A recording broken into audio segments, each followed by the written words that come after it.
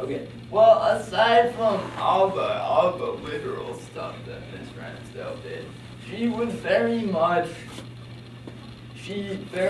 made it a point to tell the kids that I could think for myself, that I was my own person, she basically said, this guy is a person, he's not a disabled person. And the way she treated me in the class, the way she kind of gave the students that angle to go on really went a long way. And I think that's the thing you have to see. You can't say, oh, here's this disabled student. You have to know the student by name and see them for their positive attributes. See their strengths. Yeah. More than their disability. Yeah. My biggest positive story I love to tell is it was in 5th grade. 5th grade was probably my best year in public school. My worst. We'll get to it. Yeah. But simply because my teacher kind of, I guess, unlocked my potential. She was the first one who told me, you know, you're really good at math, and you're really good at science, so let's focus on that. And that's really when I started really doing really well in school, when she told me. And so that year, we were doing a science project, and we were studying Rube Goldberg's, you know, the chain reaction that you put the marble in the hole and then it spins and knocks over dominoes. The mousetrap goes down, whatever, that kind of thing, you know. And but the project was to build a Rube Goldberg, you know, dominoes and marbles and stuff like that.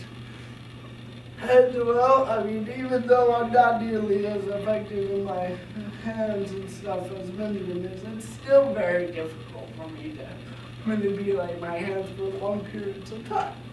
So I couldn't really build a Rube Goldberg because it just would exhaust me, and I really couldn't ever get it done. The dominoes would never have stood up. Yeah, exactly. And my hand would be like shaking, and I'd put one domino down. But so my 5th grade teacher, Mrs. Lighter, saw it and was like, okay, so we'll think of something. And so she did. She found this. It was actually a game on CartoonNetwork.com. It was a Tom and Jerry game of all things. And then you actually built a mousetrap to trap whichever is the mouse. I can know. Jerry. Okay.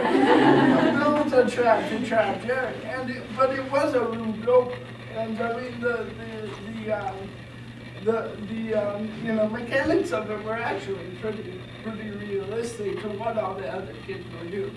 So what she had me do was she had me go home, play that game, make as crazy of a contraption as I could to trap Jerry, and she had me write it out on the Word document, step by step, what I did, and then what the traps like related to, like whether they were simple machines, like whether they were levers or pulleys or that sort of thing.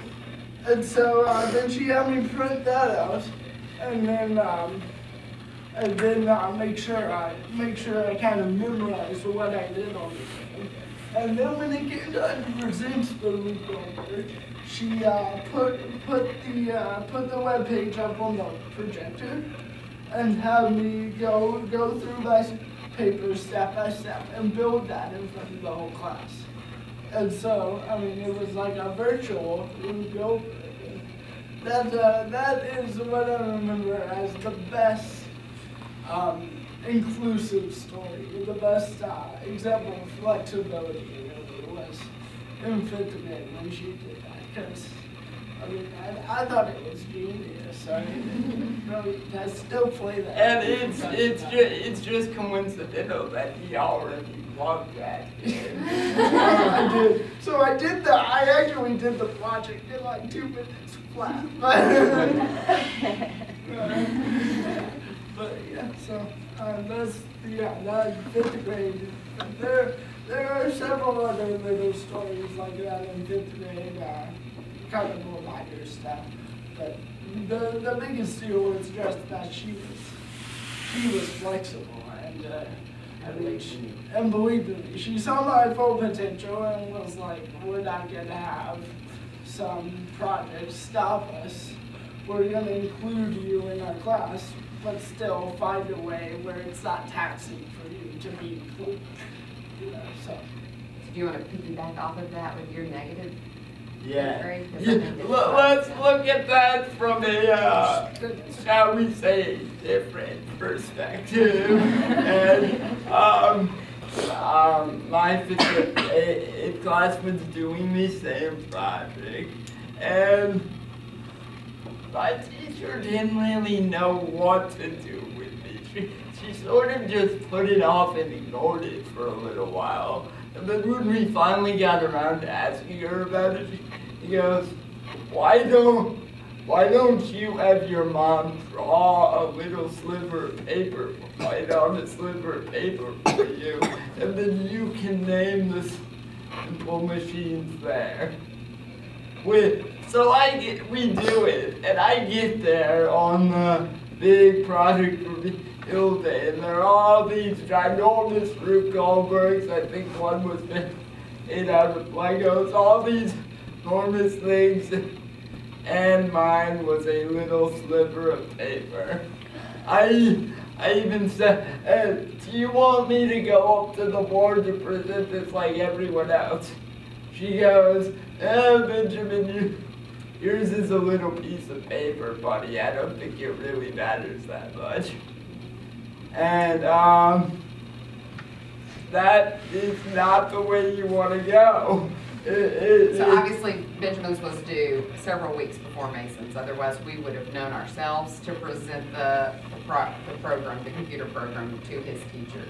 So we did try to ask her how we could include him and what we could do to help him. You know, what are you trying to get him to learn from this experiment so that he can do something? Well, he didn't do anything, she said. And that was pretty much her attitude the entire year, which is really why we homeschooled.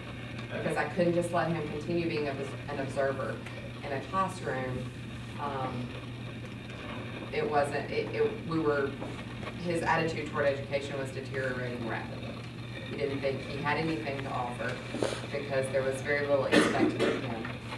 I think it's worth noting that you've carried over into my general attitude too. So the impact that you guys make, for positive or negative, can very much affect the lives of the students you teach. Even though it's not his plan, Yeah. that's his quality of life.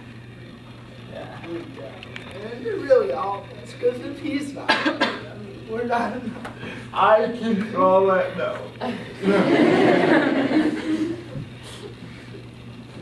So, what recommendations would you make for like teachers? Not everybody here is on the path to become a teacher. Some are taking this class. They're going to be psychology majors, sociology kind of majors, rec kind of fields. But what recommendations would you make for maybe teachers or anybody working with special needs kids that would make being in a kind of public setting or a school setting